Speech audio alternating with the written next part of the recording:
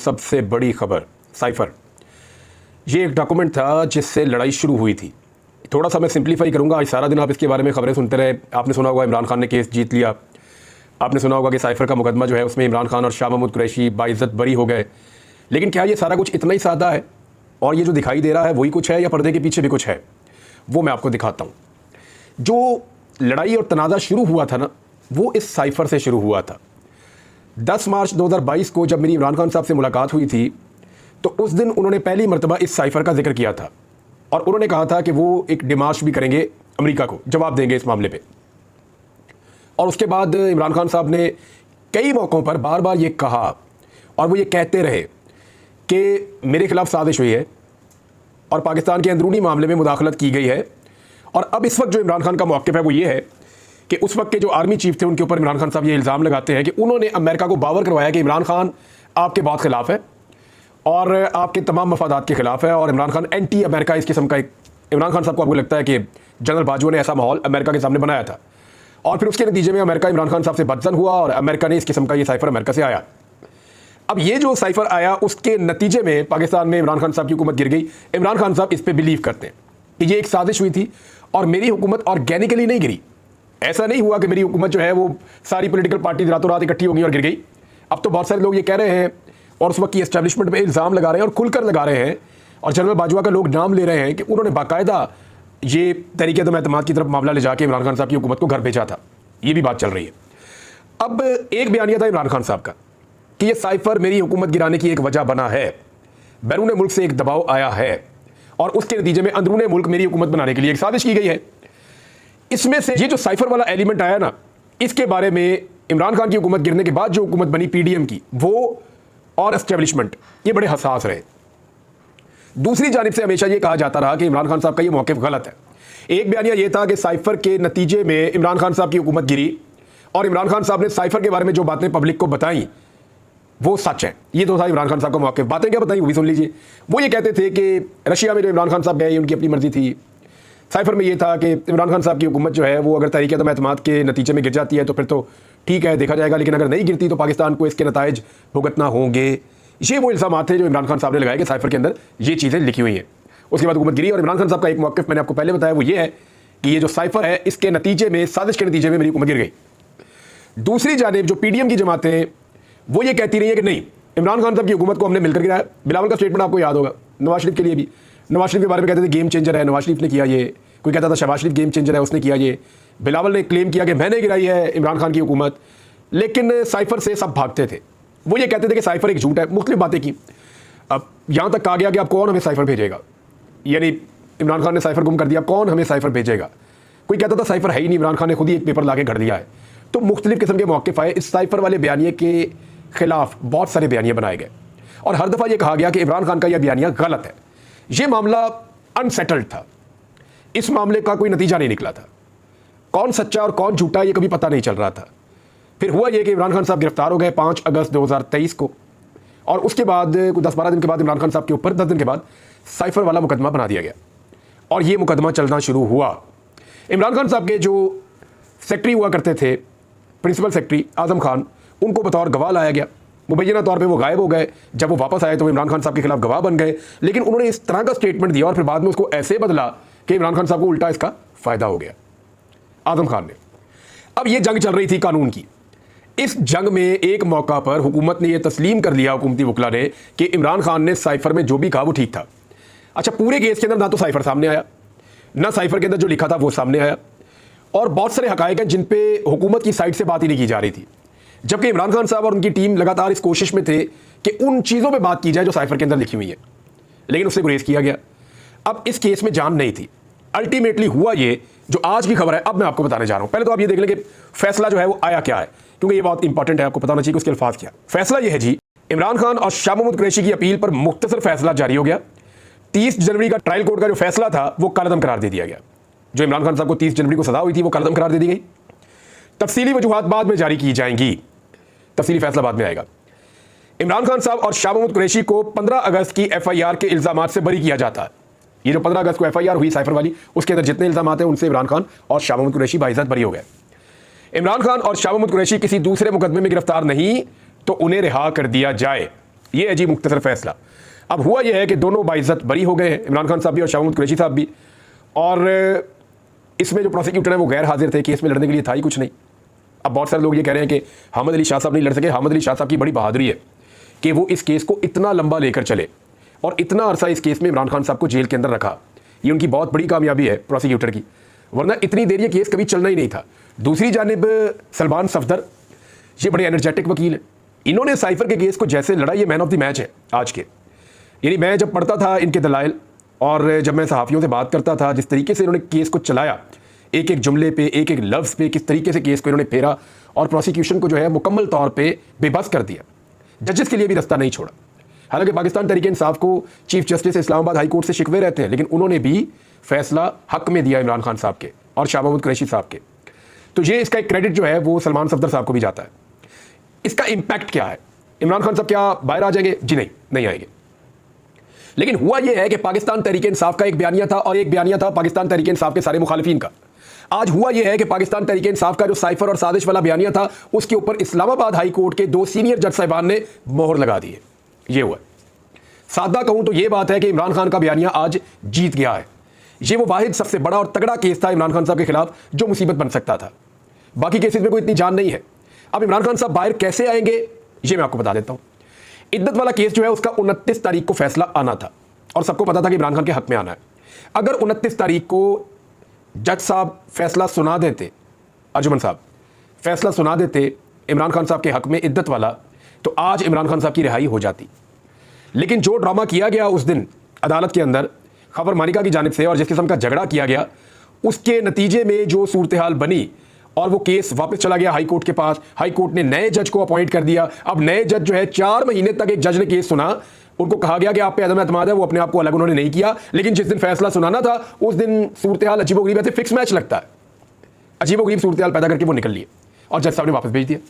अब 4 महीने भी ज़ाया हो गए और दोबारा से केस जीरो से शुरू होगा इद्दत वाला। होना तो ये चाहिए कि इद्दत वाले केस में इमरान खान साहब को जमानत दी जाए और उनकी अहलिया को, और ये कहा जाए कि ठीक है हमने इनको जमानत दे दी है, इद्दत वाले केस के अंदर इमरान खान साहब को उनकी अहलिया को आप केस चला लें, अब इसमें गिरफ्तार नहीं रखा जा सकता। होना तो ये चाहिए। लेकिन अब क्या होगा इसको हम देख लेंगे आने वाले वक्त में। इद्दत वाले केस में इमरान खान साहब अब गिरफ्तार है। ये मैनेज हो गया था थोड़े दिन पहले, क्योंकि सबको पता था कि साइफर वाले केस का फैसला आने वाला है और वो इमरान खान के हक में आने के ज़्यादा इम्कानात हैं, लिहाजा इद्दत वाला केस लटका दिया गया। इसके अलावा भी और कोई केस ऐसा नहीं है जिसमें इमरान खान साहब को जेल में रखा जा सके। शाह महमूद कुरैशी साहब के बारे में ये मैनेज किया गया कि वो बंदा तकरीबन 1 साल से जेल में है। शाह महमूद कुरैशी लगभग काफ़ी अर्सा हो गया। इस दौरान में कोई भी नहीं आया कि 9 मई में आपके ऊपर मुकदमात है, और आकर किसी ने इन्वेस्टिगेट भी नहीं किया, रिमांड भी नहीं मांगा शाह महमूद कुरैशी का। लेकिन जैसे ही साइफर वाले केस में पता चला कि इमरान खान और शाह महमूद कुरैशी निकलने वाले हैं, तो शाह महमूद कुरैशी साहब के खिलाफ काफ़ी सारे मुकदमे जो है 8 बताए जा रहे हैं। आज मैंने उनके बेटे से बात की, 8 मुकदमात शाह महमूद कुरैशी साहब के खिलाफ 9 मई के हवाले से निकाल दिए गए और ये कहा गया कि जी इसमें ये मतलूब है और इनका रिमांड ले लिया गया। अब बुध वाले दिन तक ये मामला चल रहा है। शाह महमूद कुरैशी साहब को बाहर आना है तो 9 मई के मुकदमात में बेल करवानी होगी। इमरान खान साहब को बाहर आना है तो इद्दत वाले केस से अपनी जान छुड़ानी होगी। अब ये दोनों एक एक केस के अंदर जेल में मौजूद हैं। तो सिचुएशन मैंने आपके सामने एज इट इज़ रख दी है। दूसरा बड़ा अहम केस वो है मखसूस नशस्तों वाला केस। ये बहुत इंपॉर्टेंट आज इसके ऊपर हुई है समाअत और ये केस भी बड़ा अहम है। इसमें अब दोबारा कल सुबह 11 बजे 11:30 बजे इसको सुना जाएगा और कादी फ़ायद ईसा साहब की सरबराही में फुल कोर्ट इसको सुन रहा है और इसकी समाअत जो है वो बराह रास्त नशर की गई है, क्योंकि अवामी मफाद का ये केस है, उनकी दिलचस्पी का ये केस है।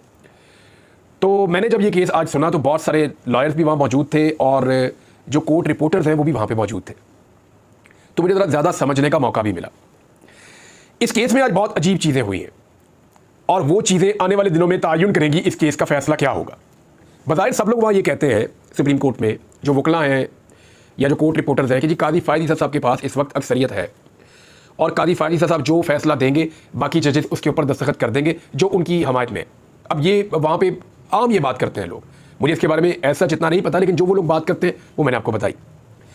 लेकिन साथ ही साथ मेरिट्स के ऊपर जब बात करते हैं तो वो कहते हैं जी कि ये तो मेरिट के ऊपर फैसला आना ही पाकिस्तान तहरीक इंसाफ और सुन्नी इत्तेहाद काउंसिल के हक में चाहिए। कैसे? कुछ चीज़ें मैं आपको बताता हूँ जो बड़े अहम नुकात उठाए गए हैं इस केस में। एक तो जमाल मंदोखेल साहब ने, जस्टिस, उन्होंने रिमार्क्स दिए कि क्या इलेक्शन कमीशन को ये इख्तियार है कि वो किसी को खुद आज़ाद डिक्लेयर कर दे। जब पार्टी भी कह रही हो ये हमारा उम्मीदवार है, उम्मीदवार भी पार्टी को अपना कहे, इलेक्शन कमीशन का इसके बाद क्या इख्तियार है? अच्छा देखिए, ये बहुत बड़ा नुकता है। पाकिस्तान तहरीक इंसाफ के उम्मीदवारों ने जब अपने कागजात नामजदगी जमा करवाए थे तो वहाँ एफिडेविट दिया था कि हमारा ताल्लुक पाकिस्तान तहरीक इंसाफ से है। उनके पास जो कादी फायदी साहब के फैसले के मुताबिक जो बल्ला छीन लिया गया था, बल्ला उनके पास नहीं था, लेकिन वो ये कहते थे कि हमारा ताल्लुक पाकिस्तान तहरीक इंसाफ से ही है। ये टेक्निकल चीज़ है, इसको आप समझें कि तहरीक इंसाफ तो खत्म नहीं हुई ना। ये नुकता बार बार उठाया गया, इसको जस्टिस जमाल मंदोखेल साहब ने बड़ी खूबसूरती से उठाया था। देखिए, बल्ला मौजूद नहीं है, इंतखाबी निशान ले लिया, पार्टी तो खत्म नहीं हुई ना, पार्टी तो वहीं पे मौजूद है। और ये बात जो है वो बार बार उठाई गई। और अगर पार्टी मौजूद है तो जो पार्टी का बंदा जीत कर आएगा, चाहे वो किसी भी सिंबल पर जीत कर आए, वो अपनी पार्टी का हिस्सा क्यों नहीं रहेगा? उसको आप आज़ाद कैसे कह सकते हैं? एक तो सवाल ये उठाया गया।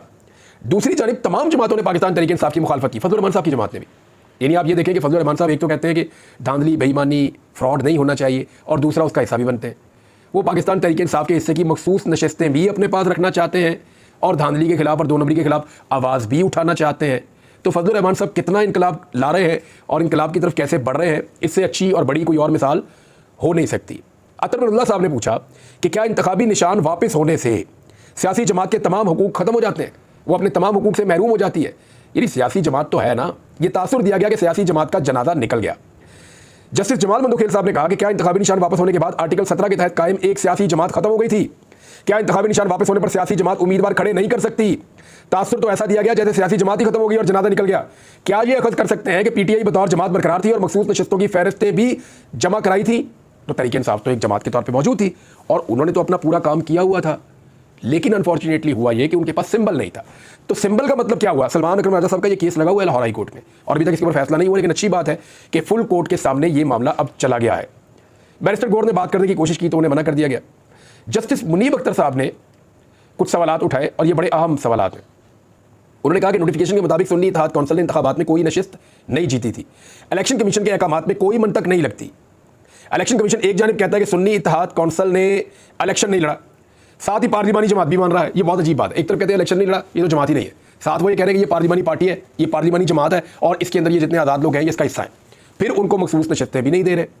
तो अगर पार्लिमानी जमात करार देने के पीछे पीटीआई की शमूलियत है तो वो तो पहले हो चुकी है। ये बड़ा अहम मामला उन्होंने उठाया। चीफ जस्टिस और जस्टिस मुनीब अख्तर के दरमियान जो है वो कुछ इस तरह का मुकालमा हुआ जिसको बहुत ज़्यादा सोशल मीडिया के ऊपर लोगों ने उठाया, और जस्टिस मुनीब अख्तर साहब ने जो बातें की वो बड़ी हार्ड थी और चीफ जस्टिस ऑफ पाकिस्तान को वहाँ पे ऐसा लगता था कि उस सिचुएशन से निकलना मुश्किल हो रहा था। मैं बताता हूँ आपको क्या हुआ। जस्टिस अतरउल्लाह ने रिमार्क्स दिए थे कि अगर सुन्नी इत्तेहाद कौंसिल से गलती हुई थी तो इलेक्शन कमीशन तस्हीह कर सकता था। जस्टिस जमाल मंदोखेल ने कहा कि अगर ऐसा हो जाए तो नशिस्तें पीटीआई को मिलेंगी, सुन्नी इत्तेहाद कौंसिल को नहीं मिलेगी। यानी फिर तो आज़ाद उम्मीदवार पाकिस्तान तहरीक इंसाफ का हिस्सा है और तहरीक इंसाफ को उनकी मखसूस नशिस्तें मिल जाएंगी। और 3 दिन, वो 3 दिन जब किसी भी आज़ाद उम्मीदवार को किसी जमात में शामिल होना होता है, उन 3 दिनों में इलेक्शन कमीशन ने नहीं बताया कि आप इस जमात में शामिल होंगे तो आपको मखसूस नशिस्तें नहीं मिलेगी। अगर बताते तो पाकिस्तान तहरीक इंसाफ मुख्तलिफ फैसला करती। ये नुकता भी वहाँ पर उठाया गया। फिर जजेस ने एक बात बहुत क्लियर दी की, उन्होंने कहा जी कि ये आज़ाद उम्मीदवारों को वोट नहीं पड़े, ये एक सियासी जमात के हमायत याफ्ता उम्मीदवारों को वोट पड़े हैं। अवाम ने एक जमात को वोट डाले हैं, उनके हमायत याफ्ता उम्मीदवारों को वोट डाले हैं। तो ये बड़ी क्लैरिटी आई है सुप्रीम कोर्ट ऑफ पाकिस्तान में। समाअत के दौरान चीफ जस्टिस कादी फायदी साहब ने जो वकील हैं सुन्नी इत्तेहाद कौंसिल के पाकिस्तान तहरीक इंसाफ के, फैसल सिद्दीकी, उनको जवाब देने से रोक दिया कि जो जजेस सवाल कर रहे हैं आप उनके जवाब ना दें। चीफ जस्टिस और जस्टिस मुनीब अख्तर के दरमियान कुछ जुमलों का तबादला हुआ, वो मैं आपको बताने वाला हूँ। हुआ ये कि चीफ जस्टिस ने कहा कि हम आपको सुनने बैठे, हम अपना फैसला कर देंगे। यानी जजेस जब सवालात कर रहे थे तो चीफ जस्टिस साहब ने चाहा कि तहरीक इंसाफ या सुन्नी इत्तेहाद कौंसिल के जो वकील हैं वो जवाब ना दें जजेस की बातों का, बस वो अपने दलाइल दें, क्योंकि देखिए जजेस के सवालों से केस ज़्यादा क्लैरिटी की तरफ जाता है, ऐसा दिखाई दे रहा था। आज सबसे रेलिवेंट क्वेश्चंस जजेस के थे और उनके नतीजे में जो वकील साहब बताते थे तो केस और क्लियर हो जाता था। तो कादी फायदी साहब ने चाहा कि जजेस सवाल ना करें या सवाल जो करें तो वकील उनका जवाब देने के बजाय सिर्फ अपने दलाइल दें। तो उन्होंने कहा फिर इसके ऊपर जो है वो चीफ जस्टिस ने कहा मेरा ख्याल है फैसल सिद्दीकी साहब हम आपको सुनने बैठे हैं। जस्टिस मुनीब अख्तर ने कहा यह एक गैर जिम्मेदाराना बयान है चीफ जस्टिस के बारे में। फुल कोर्ट में हर जज को सवाल पूछने का इख्तियार और हक हासिल है। चीफ जस्टिस साहब ने कहा कि फैसल साहब आगे बढ़े, मैंने हल्के फुल्के अंदाज में ये बात की थी। उन्होंने कहा निकले इसमें, जब वो जैसे निकलता बंदा। तो जस्टिस मुनीब अख्तर साहब ने कहा कि इस किस्म का गैर जिम्मेदाराना बयान तस्लीम नहीं किया जा सकता। हम हकीकत को क्यों ना देखें, सुन्नी इत्तेहाद कौंसिल हमारे सामने इसलिए है कि उसमें पीटीआई के जीते हुए लोग शामिल हैं। ये क्लैरिटी इस वक्त बेंच में आ चुकी है फुल कोर्ट में।